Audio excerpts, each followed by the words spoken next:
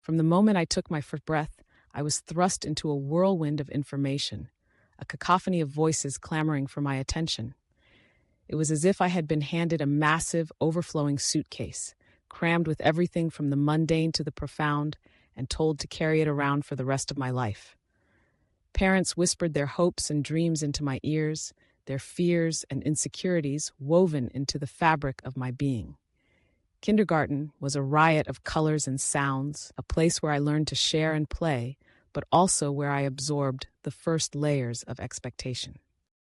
Then came school, a relentless conveyor belt of facts and figures, where I was taught to memorize and regurgitate, to fit into a mold that was never quite my own.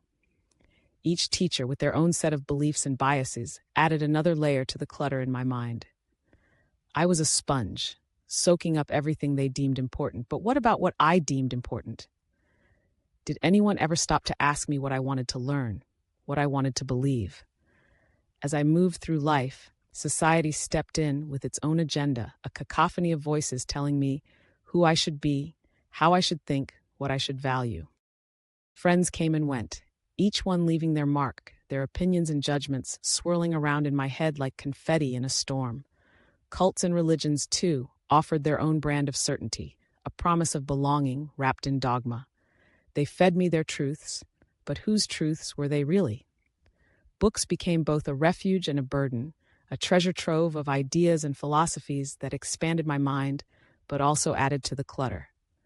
I was drowning in a sea of information, and I began to realize that much of it was simply noise, static that drowned out my own voice. It was overwhelming, suffocating even. I felt like a hoarder, unable to let go of the things that no longer served me, clinging to beliefs and ideas that were not my own. But then, something shifted. I began to understand the importance of sifting through the chaos, of shaking out the unnecessary things that had accumulated in my mind. It was a daunting task, like cleaning out a closet that had not been touched in years. I had to confront the clutter, to face the beliefs that had been handed to me without question. I had to ask myself, what do I truly believe? What brings me joy? What inspires me? It was not easy, my friend. The work was grueling, and there were moments when I felt like giving up, like it would be easier to just accept the status quo. But I pressed on, determined to free myself from the weight of other people's expectations. I began to paint my own canvas, consciously creating a life that resonated with my true self. As I let go of the nonsense that had clouded my mind, I found clarity. My life became brighter, more vibrant.